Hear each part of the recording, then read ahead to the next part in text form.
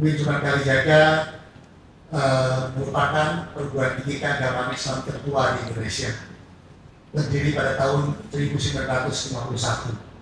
Kalau kita lacak sejarahnya, sebenarnya pendirian perguruan tinggi keagamaan Islam yang awalnya dulu berdiri sebagai PTAIN, perguruan tinggi agama Islam, yang tidak terlepas dari keberadaan pesantren yang sudah beberapa abad sebelumnya memperkuat posisinya di Republik ini sebagai bagian dari sistem pendidikan yang dikembangkan oleh para kiai, para tokoh bangsa untuk memberikan pendidikan keagamaan dan sekaligus karakter yang sangat kuat bagi anak-anak bangsa.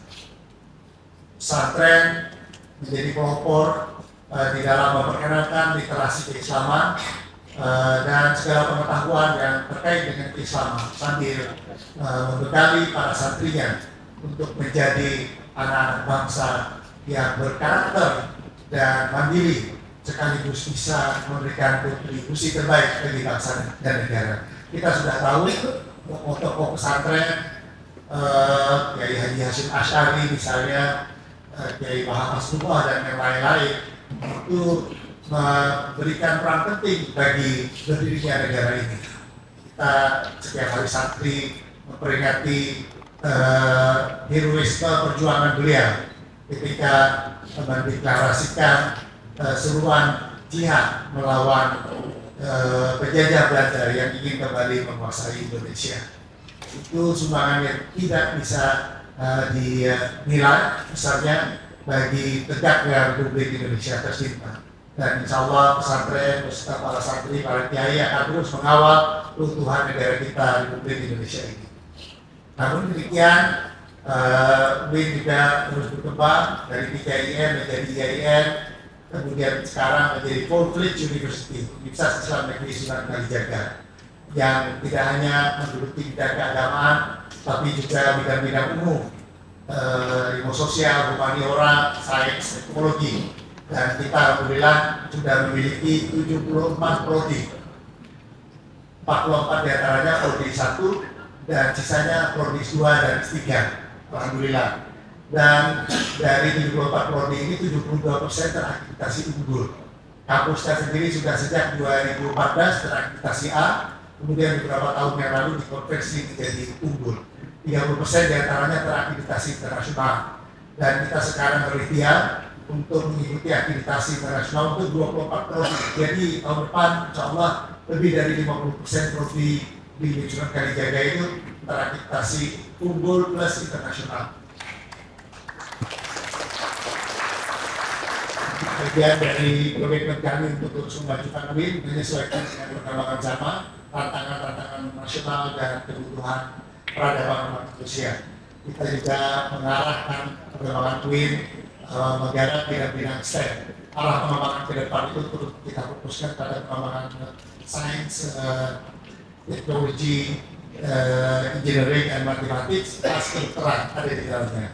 Saat ini ikhtiar kami mendirikan fakultas kedokteran dimulai awal tahun depan, melaju dengan sangat signifikan. Mudah-mudahan dalam waktu yang tidak terlalu lama izin sudah kita bisa dapatkan, dan insya Allah pada awal tahun ajaran 2026-2027 kita sudah akan bisa menerima mahasiswa kedokteran di UIN Sunan Kalijaga. Ini tentu berkat dorongan dan dukungan dari semua pihak. Pak Direktur Pendidikan Tinggi Keagamaan Islam selalu berdiri di belakang kami, Ketua Senat Universitas, Ketua Kamsi dan seluruh jajarannya, tentu saja juga para wakil rektor dan seluruhnya. Alhamdulillah kita terus semakin kencang, dan ke depan arah pengembangan STEM akan kita lanjutkan. Tapi untuk prodi keagamaan kita perkuat, terutama mengarah pengembangan bidang S2 dan S3-nya. Kalau prodi keagamaan belum punya S2, kita dorong untuk punya S2 segera. Kalau sudah punya S2, kita dorong untuk memiliki S3. Kita mengajukan 2 prodi keagamaan S3, 1 prodi keagamaan S3, dan Usuluddin juga mengajukan 1 prodi keagamaan S3 dalam bidang ilmu Al-Quran dan tafsir. Jadi perkembangannya nanti kira-kira seimbang antara bidang-bidang keagamaan dengan bidang non-keagamaan. Dan pasca sarjana insya Allah akan membuka dirasah Islamiyah untuk kajian turas Islam. kajian Islam klasik, kitab-kitab itu dikontekstualisasikan dengan tuntutan-tuntutan kekinian, menghasilkan sarjana-sarjana Anda di bidang turas, tapi juga bisa berbicara dalam konteks kemodernan dan globalisasi. Itu sedang kami rancang, insya Allah juga tahun akademik 2026-2027 kita sudah akan mulai membuka program itu.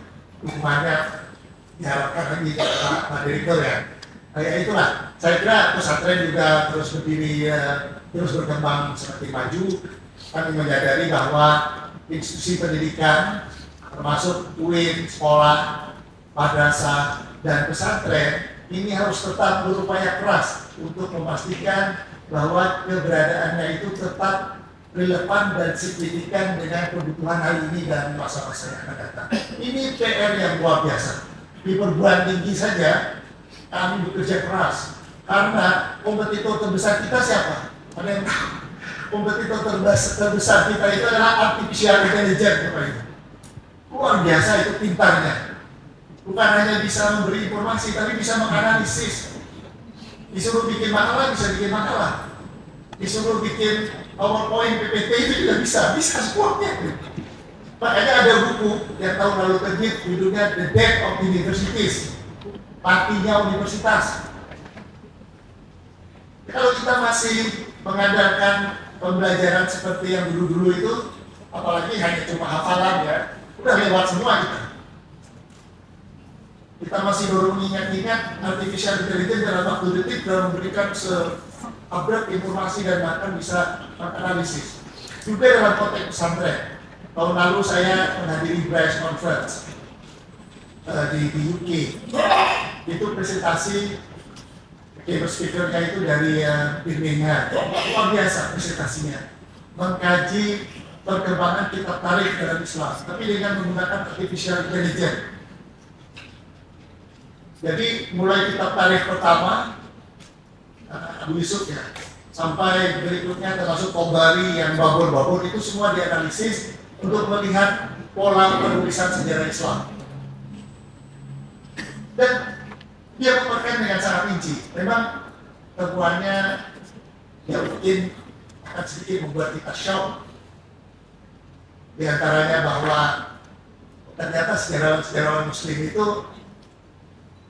kalau bahasa sekarang dipakai standar plagiasi itu semuanya plagiat. Yang mereka hanya mengambil, tapi juga banyak publikasi. Kan itu menurut Bapak akan disampaikan banyak publikasi modifikasi dari teks sebelumnya itu. Ya, tapi itu kan cerita masa lalu. Dan artificial intelligence bisa menunjukkan di mana persoalan itu berkembang. Nah, saya kira untuk tetap mengkontekstualisasikan pendidikan yang kita kembangkan, terutama dalam lingkup pesantren, kita harus bekerja keras, memastikan perubahan kurikulum, SDM, sarana prasarana, memastikan pendekatan yang kita kembangkan juga terus berkembang. Dan alhamdulillah, Bapak Menteri Agama dari inisiatif untuk mengembangkan PD Kontren menjadi Direktorat Jenderal Pesantren. Kita semua berdoa, mudah-mudahan cita-cita ini terwujud. Indonesia akan segera memiliki Direktorat Jenderal Pesantren. Ini tentu sangat penting. Universitas Kalijaga mendukung 100% pendirian Direktorat Jenderal Pesantren. Ini sangat penting karena untuk memastikan bagaimana pesantren bisa didorong terus perkembangannya, mengikuti perkembangan zaman, tapi sambil tetap berpijak pada tradisi dan nilai-nilai yang selama ini digeluti-nya. Kalau Kementerian Agama meminta SDM terbaik lingkungan Kalijaga untuk menjadi dirjen, kita siap. Ada banyak di lingkungan Kalijaga yang qualified untuk menjadi dirjen pesantren. Tapi nggak usah ditulis ya. Ada Prof. Sahiran, ada Prof. Sodik, ada Prof. Zaki, ada siapa lagi? Semuanya qualified kalau diminta untuk menduduki jabatan itu. Tapi yang intinya bahwa lingkungan Kalijaga mendukung sepenuhnya, dan kita akan mendengarkan wejangan-wejangan pemaparan dari para kiai, Kiai Syakir Ali yang juga salah satu sesepuh kami di Sunan Kalijaga, kemudian Pak Kiai Muhammad alumni kita juga, alumni Sunan Kalijaga,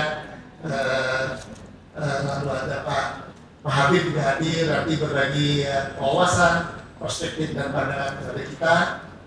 Insya Allah kita akan mendapatkan pencerahan dari para narasumber dan akan mendapatkan bekal untuk terus mengawal perubahan-perubahan yang ada di pesantren. Mohon doanya juga semoga semua ikhtiar kami di Sunan Kalijaga, di daerah kedokteran, pengembangan kampus, termasuk juga pajangan ya.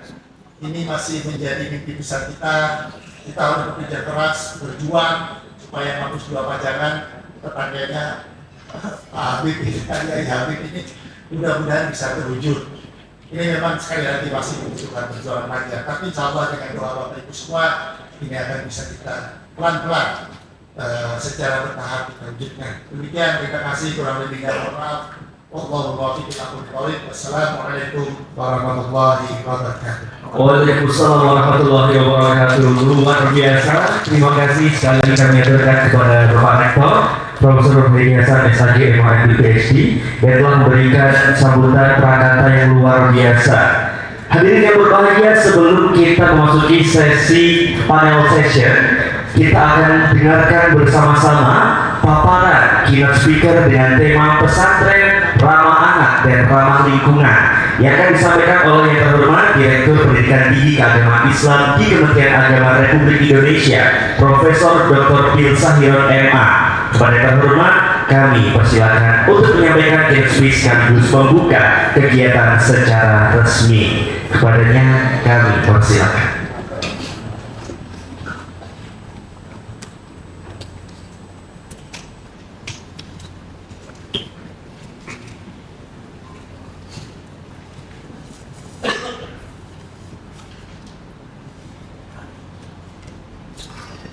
Assalamualaikum warahmatullahi wabarakatuh.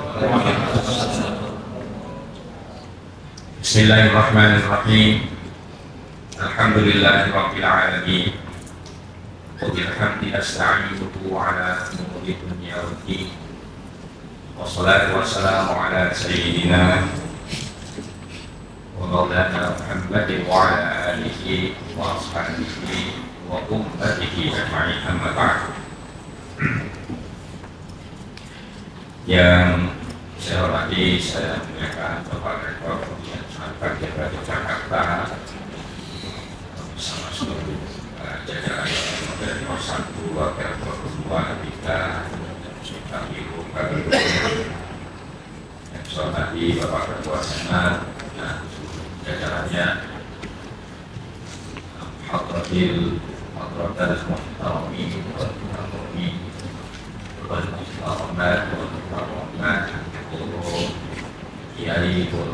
Kiai dari seluruh pondok pesantren yang diundang dalam halaman ini di Jakarta, semuanya saja, dan lebih khusus yang terhormat para narasumber.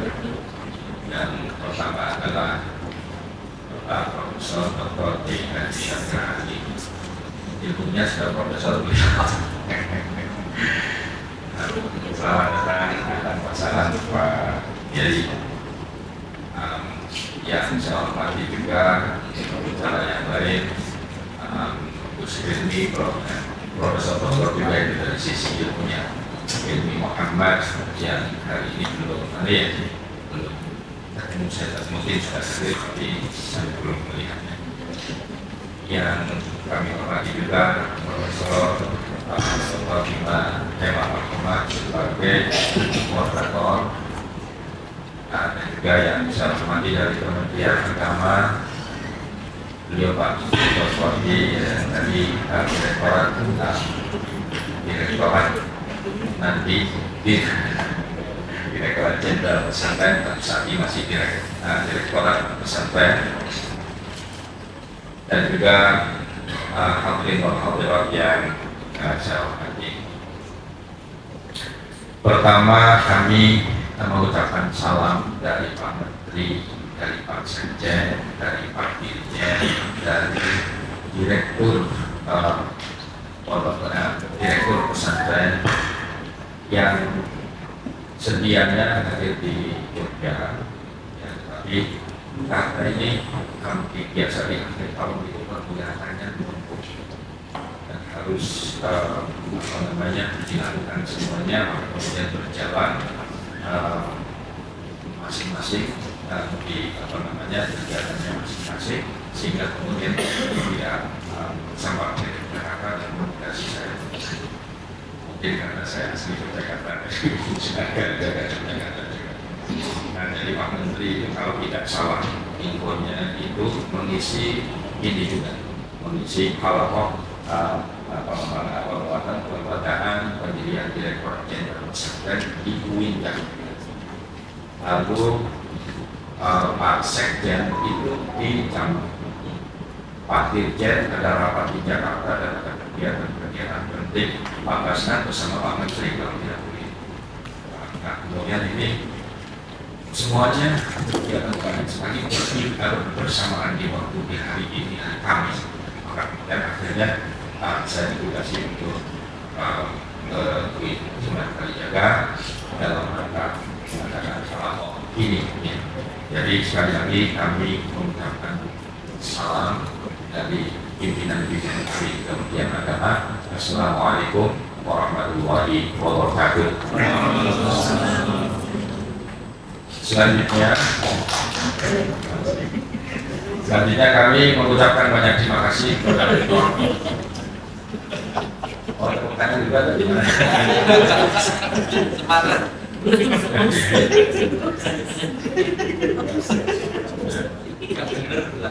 Selanjutnya kami mengucapkan banyak terima kasih kepada Pak Rektor dan seluruh jajarannya.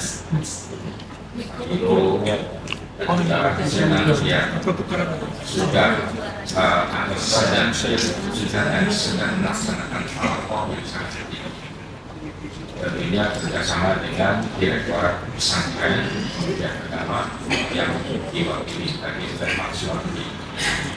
Nah ini jadi terima kasih atas kerjasamanya yang sangat luar biasa, yang sehingga kemudian hal ini terlaksana sampai dan alhamdulillah seluruh undangan dari hampir seluruh undangan dari pondok-pondok pesantren juga lalu bisa hadir di berbagai yang berkah ini.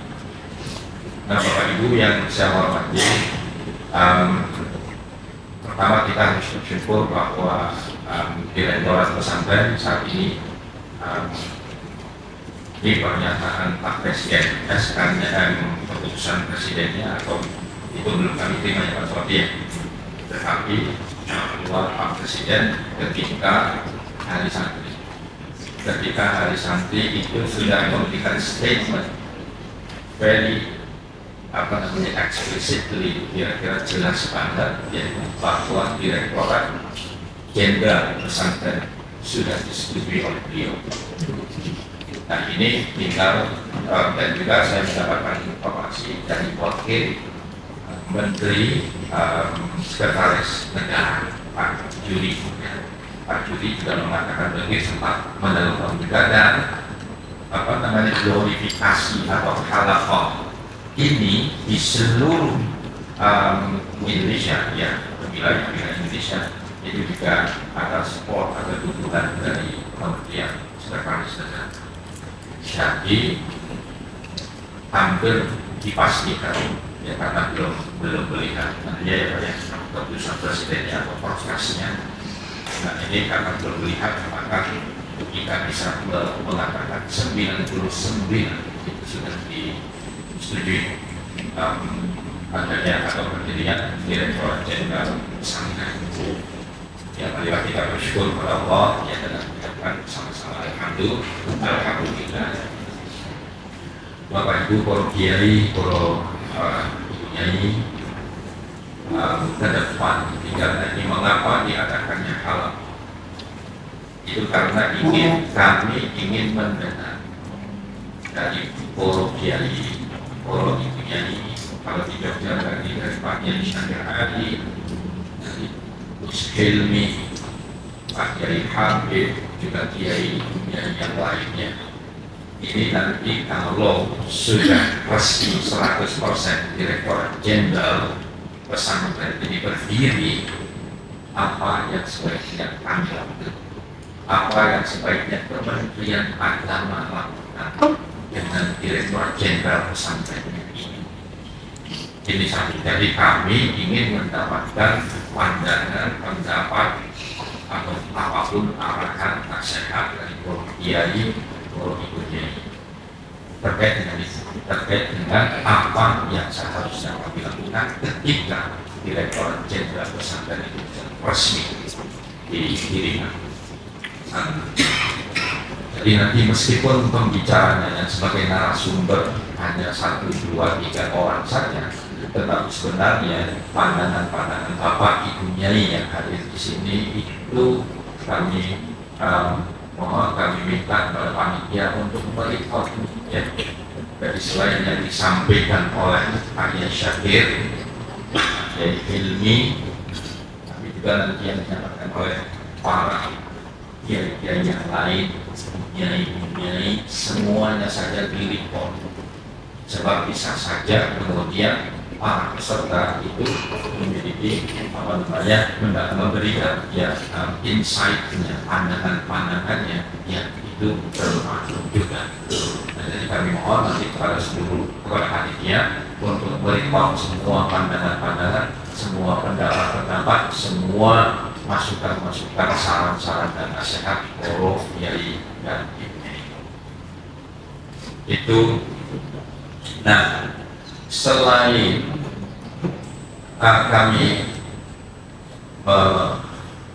mengharap pandangan dari Bapak Ibu semuanya tadi terkait dengan Direktorat Jenderal Pesantren, itu juga marilah kita memikirkan juga bagaimana pesantren ke depan ini. Tadi sebagian sudah disampaikan oleh Pak Rektor, bagaimana pesantren ke depan ini kaitannya dengan digital era, teknologi kemajuan teknologi, sistem komputerisasi yang sangat luar biasa yang sekarang ada artificial intelligence. Ini harus bagaimana di pesantren ya. Dari satu sisi kelebihan pesantren, kalau artificial intelligence itu memiliki nol karena itu sistem komputer sistem yang yang menarik data-data dari internet siapapun yang memasukkannya. Nah itu masuk dalam komputer sistem lalu menjadi artificial intelligence. Nanti yang disampaikan oleh Pak Rektor. Nah informasi artificial intelligence itu bisa saja kontennya beragam tergantung negara mana yang menyediakan artificial intelligence.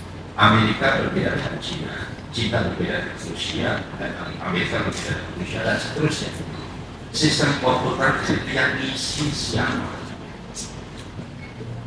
Nah, satu hal ini. Kemudian itu kan diisi oleh manusia. Manusianya itu siapa? Nah, kami berharap dari kalangan pondok pesantren, ibu nyai, para kiai, asatidnya juga itu aktif memasukkan informasi di komputer sistem melalui internet. Jadi dengan misalnya memasukkan di TikTok itu diserap oleh artificial intelligence. Ketika dengan di Instagram mengupload maka itu diserap oleh artificial intelligence.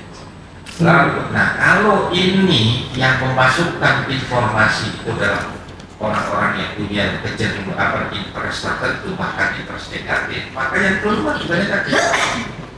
Kalau yang mengisi tentang agama Islam misalnya, itu diisi oleh misalnya saudara-saudara kita yang agak keras, ya jawaban aktif itu keras. Nah ini maka ke depan para kiai, ibunya ini, dan juga ustaz-ustaznya itu aktif memasukkan informasi yang baik-baik tentang Islam, tentang pesantren, tentang apapun di komputer sistem yang ada di internet itu, media sosial ya.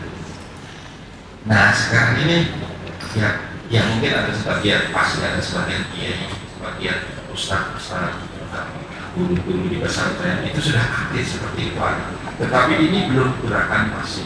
Nah maka sekali lagi halaman ini mohon nanti juga kita merefleksikan pesantren ke depan seperti apa. Jadi yang pertama adalah kita punya adagium al-muhawarah ala tariq salih wal akhdhu fil jadid al-aslah. Yang baik dari pesantren kita pertahankan. Sudah bagus ini. Kayak sudah terdengar bagus ya? Atau lebih baru ini? Ya nanti. Cek. Ya. Dengan yang lebih tahu ya. Mohon maaf Bapak ya. Baik. Jadi al-muhafadzah 'ala al-qadim as-salih. Di para kiai, para ibu nyai selalu mengingatkan ini. Yang baik, tradisi baik, berbagai macam hal yang baik dari pesantren kita pertahankan. Pengajian kita kuning kita pertahankan di era digital. Apalagi mulai dari kita kuning, pembinaan karakter santri yang sangat ideal sampai detik ini teruji banget. Bahwa kalau lulus pesantren mesti adabnya, etikanya, spiritualitasnya itu kuat banget. Itu teruji sudah. Santri ketika menjadi pejabat itu sangat luar biasa ngayomi karena memang dulu dididik oleh kiai ibunya ini begitu. Jadi kalau ini jabatan-jabatan diduduki oleh alumni pesantren biasanya itu begitu. Biasanya itu maju, tetapi dalam waktu yang bersamaan beretika dan seterusnya, menghormati siapapun, mengayomi siapapun kayak gitu. Nah maka ini alumni pesantren ya itu sangat dibutuhkan untuk memimpin negara. Memimpin negara sangat dibutuhkan karena dari satu sisi punya ilmunya, di sisi lain punya aspek spiritualitasnya, dan juga punya akhlak dari. Oleh karena itu ini pemerintah atas nama pemerintah mengucapkan banyak terima kasih kepada para kiai, para ibu kiai yang sudah sekian abad membina, mendidik bangsa Indonesia sejak abad ke-13-14 ya kan, wali semua masa jabatan sampai detik ini bertambah. Dan alhamdulillah kelebihan pesantren juga al-muhafadzahnya itu mantap banget. Wal akhdhu bil jadidil aslahnya itu juga dilakukan. Buktinya kan pada pesantren ketika sistemnya awalnya sorogan dan tandongan saja, ketika ada sistem modernisasi sekolahan, lalu ada madrasah, lalu ada perguruan tinggi, salah satunya Sunan Kajel yang sudah disampaikan Pak Rektor tadi ya. Nah ini jadi adaptasi dengan lingkungan baru. Wal akhdhu bil jadidil aslah itu sudah dilakukan di orang pesantren. Nah tinggal wal akhdhu bil jadidil aslah in the future-nya apa? Kita memasuki digital era. Kita mesti aktif bekerja. Besok Bapak Ibu, para ustaz, ya baik yang laki-laki maupun yang perempuan, itu besok nanti akan ada robotisasi. Jadi ada sosok bukan manusia, robot biasa. Tapi itu kan fungsinya melayani orang, misalnya di dapur masak ya. Ada yang melayani membersihkan di rumah-rumah. Ada robot yang melayani di warung-warung, di toko-toko. Jadi robot yang berada di saya cari ini kata robotnya ya. Nah, itu ada di sana tempatnya, silakan. Nah, saudara sana. Ini robot sudah mulai diciptakan. Sekarang pertanyaannya, bagaimana robotisasi ini kemudian digunakan oleh pesantren? Misalnya, kita buat robot, isinya itu jurumiyah, jadi jurumiyah itu diinstal di robot itu. Nanti ini para santri yang ngisi itu santri, jadi santri berperan untuk menciptakan isi robot itu. Berarti kan masih perlu al-muhafadzah 'ala al-qadim salih ya, ngaji nahwu, ngaji jurumiyah, imprinting, alfiyah dan seterusnya. Untuk ini kemudian sebagai santri itu menerjemahkan Jurumiyah, menerjemahkan Imrit itu, Alfiyah dan seterusnya dimasukkan ke dalam robot itu, sehingga ketika robot itu ditanya af'al ta'ajub itu apa saja, wazannya seperti apa, dia bisa menjawab. Tapi yang ngisi itu loh santri, yang ngisi itu adalah kiai-kiai, ustaz-ustaz, tapi bekerja sama integrasi dengan namanya science atau robotics. Nah ini sudah kita mulai bicarakan nih ketika kami seminar artificial intelligence di Kedutaan Besar Belanda. Jadi ada itu kemudian saya katakan bagaimana integrasi dengan Islam. Jadi ada sosok, ini sosok robot tapi isinya Safinatun Najah. Isinya misalnya Jami'ul Bayan fi Tafsiril Quran, isinya Sahih Bukhari dan Muslim masuk di sini. Nah itu jadi pesantren tetap kemudian untuk mengajarkan kitab-kitab kuning agar ini para santrinya punya ilmu itu, dan itu nanti salah satunya di samping action itu ya, nanti step berikutnya adalah robot akan muncul 20 tahun yang akan datang. Saya yakin pesantren masih terus bisa mengikuti.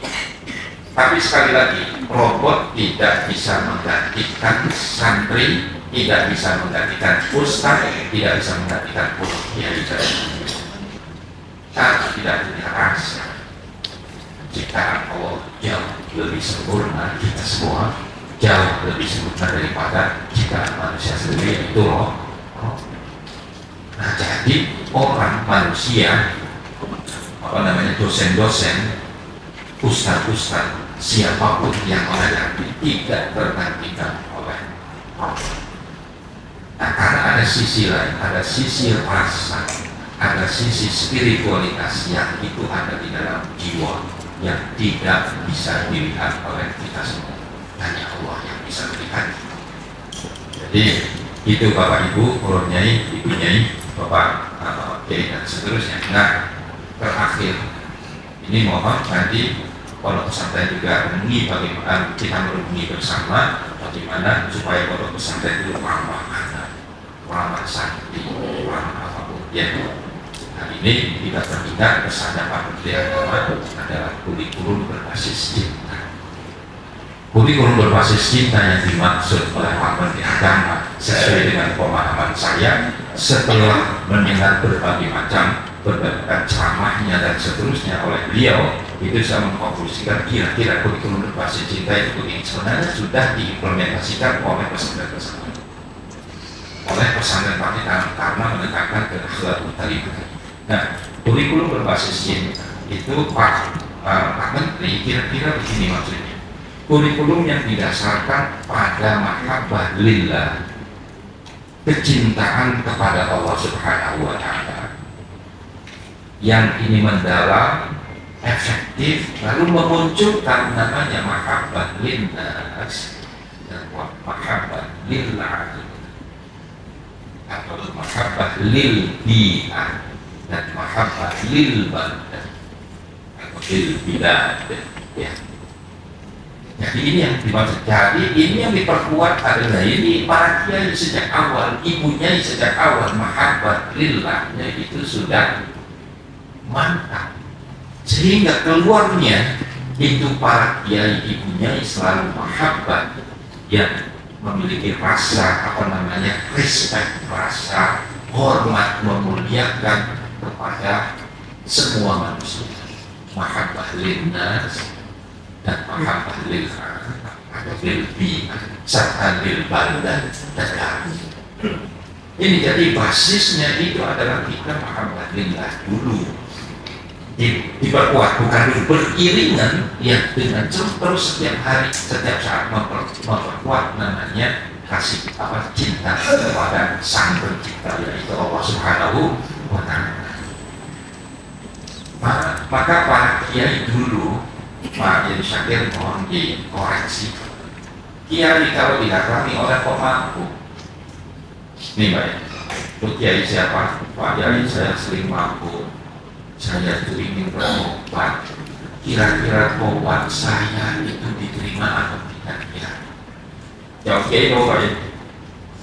Oh, semua kesalahan pasti diterima, pasti diampuni oleh Allah Subhanahu wa Ta'ala. Caranya coba mas sambil ini sholat, kurangi minum. Kalau tidak langsung meminta, itu ya. Mengapa itu begitu sarannya mulai dari titik 1 sampai dengan nanti sukses itu karena mahabbah lillah, karena kecintaan orang dan dunia itu kepada orang ini, meskipun dia itu di kacamata umum berbuat jahat, misalnya sering mabuk-mabukan, sering mukul orang, sering apa saja, tetapi ketika kita kiai itu kiai langsung mahabbah linnasnya, bagaimana menyelamatkan orang ini karena kecintaannya kepada Allah SWT. Karena Pak Kiai ibunya selalu mengatakan, selalu punya prinsip, ini yang saya hadapi itu adalah makhluk yang diciptakan oleh Allah Subhanahu wa Ta'ala. Ketika saya menghina pemabuk ini, ketika saya tidak menghormati pemabuk ini yang mau bertobat ini, maka berarti saya telah mengingkari janji saya dengan Allah Subhanahu wa Ta'ala, tidak mencintai lagi sama cinta.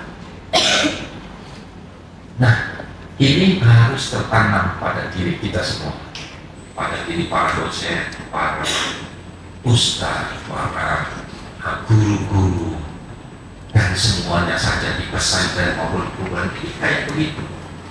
Jadi selalu ingat kepada Allah Subhanahu wa Ta'ala, dan seluruhnya itu adalah ciptaan Allah. Maka kemudian saya harus berakhlak dari mana siapa. Inilah kan Nabi mengatakan innama bu'itsu liutammima makarimal akhlaq. Nah, ini para kiai sudah melakukan, para ibu kiai sudah melakukan, tinggal ditiru oleh ustaz-ustaznya, oleh ketika mendidik santri-santri sehingga ramah, ya ramah anak, ramah santri dan seterusnya dan seterusnya. Nah, kalau ada kesalahan sedikit namanya juga manusia ya, yang namanya juga manusia, yang itu karena mereka ada saja kesalahan yang biasa ya. Tetapi kalau kita sudah punya cita-cita, sudah punya azam, sudah punya maksud untuk terus mengamalkan ajaran Nabi Muhammad, yaitu al-akhlaqul karimah dimanapun itu. Jadi insya Allah kalau pesantren sudah sangat kental dengan ini, tinggal mempertahankan saja dan itu sehingga ramah siapapun ya. Dan sekali lagi ini kami atas nama pemerintah mengucapkan banyak terima kasih kepada pesantren, jadi politiknya ini dan semuanya saja yang terlibat ya. Luar biasa dan dan tidak jenuh-jenuhnya, tidak poro kiai, poro ibunya dan ustadznya itu selalu mendidik bangsa Indonesia. Tanpa pesantren, tanpa kiai, tanpa ibunya bisa saja kita prediksi negara Indonesia itu tidak bisa diharapkan maksudnya. Karena yang punya perilaku baik ya itu yang orang-orang yang ada di pesantren. Jadi dengan adanya pesantren dan ini pemerintah yang menghargai Pak Presiden, Pak Wakil Presiden dan seluruh jajaran menteri, menghargai jerih payahnya kontribusinya para kiai, para ibunya dengan mendapatkan memberikan restu pendirian Direktorat Jenderal Pesantren. Nah, kita sekali lagi dalam hal ini Bapak Ibu kami mohon pendapat-pendapatnya, bebas saja bicara, yang mengkritik kami selama ini juga boleh. Nanti coba kita cek apa kira-kira yang perlu kita perbaiki ya. Dan sebagai Direktorat PDKI, saya juga berusaha untuk membantu pendirian perguruan tinggi yang ada di pesantren. 2 minggu setelah saya menjadi Direktur PDKI, itu berdirilah namanya Sekolah Tinggi Agama Islam Nahdlatul Ummah Unpad. 2 minggu saya duduk di sini. Saya katakan cepat ini harus segera SK-nya dikeluarkan. Pak Menteri menanyakan. Setelah itu Termas itu punya Institut Agama Islam At-Tarmasi Pacitan, At-Tarmasi Pacitan. Ya. Nah itu punya 6 prodi. Sekarang sudah berdiri dan sekarang mulai di pondok pesantren dasar pondok pesantren yang tertua. Kemudian kita juga di Jawa Timur terus memberikan support pendirian prodi institusi yang ada di pesantren. Selain Mahat Ali, kalau Mahat Ali adalah miliknya Pak Suwati Pak Kasnan dan Pak Direktur mendirikan Mahat Ali dan seterusnya. Kami mendirikan PDKI di pondok pesantren supaya pondok pesantren terus maju terus dan seterusnya. Dan PDKIan tidak perlu ragu karena bangsa Indonesia banyak jumlahnya Pak Rektor. Jadi meskipun ada yang swasta pondok pesantren berdiri, tapi bangsa Indonesia jumlahnya banyak. Akses pendidikan bangsa Indonesia di Indonesia ini baru 34 sampai 36% saja. Jadi ada sekitar 60% sekian, 60% berapa berarti? 66 atau 64% itu anak-anak muda belum mendapatkan pendidikan di tingkat S1, S2 dan S3. Jadi ini masih dari Sabang sampai Merauke, bangsa Indonesia jumlahnya banyak. Maka kemudian PDKI terus berkembang, dari satu sisi PDKI S wabil khusus yang ada di pondok-pondok pesantren itu juga berkembang. Nah supaya terus hidup tinggal nanti coba pikirkan apa bedanya Mahat Ali dengan PDKI yang ada di pesantren antara madrasah, pendidikan madrasah dengan pesantren. Mohon izin nanti tolong didiskusikan juga. Ini bedanya apa? Karena di situ ada Direktorat Pendidikan Islam dan Komandan Direktorat Pendidikan Islam, ada Direktorat Pesantren Jenderal Pesantren. Nah, sekarang bedanya apa nih? Sama-sama Islam Education ya Pak ya Mas ya? Ya Bapak Ibu kan? Nah ini kira-kira yang membedakan pesantren itu apa? Apa aspek selain keilmuan ada spiritualitas, ada ketaatan kepada para kiai ibunya dan macam-macam apakah gimana. Nanti juga dipikirkan. Meskipun saya juga punya pandangan tentang seorang pesantren juga ya, tetapi kami juga perlu mendengar dari Bapak Ibu semuanya, supaya lengkap dalam itu saja. Kurang lebihnya mohon maaf yang sebesar-besarnya. Mungkin terlalu panjang ya Pak, mohon izin. Jadi izin karena memang sangat banget. Jadi banyak itu saja. Kurang lebihnya mohon maaf yang sebesar-besarnya. Wallahul muwaffiq ila aqwamit. Assalamualaikum warahmatullahi wabarakatuh. Waalaikumsalam warahmatullahi wabarakatuh. Berterima luar biasa. Betul sekali Bapak. Jadi hadirin sekalian, selanjutnya adalah pembukaan. Kami persilakan kepada Bapak untuk bisa membuka kegiatan kita pada siang hari ini. Bapak Ibu semuanya, dari marilah kita buka alaqah penguatan kelembagaan pendirian Direktur Jenderal Pesantren itu kita buka dengan bersama-sama membaca basmalah. Dan berkat ibu kita semua. Assalamualaikum warahmatullahi wabarakatuh. Waalaikumsalam warahmatullahi wabarakatuh. Terima kasih kepada Direktur Pendidikan Tinggi Keagamaan Islam di Kementerian Agama Republik Indonesia, Profesor Dr. Bir Sahiron MA.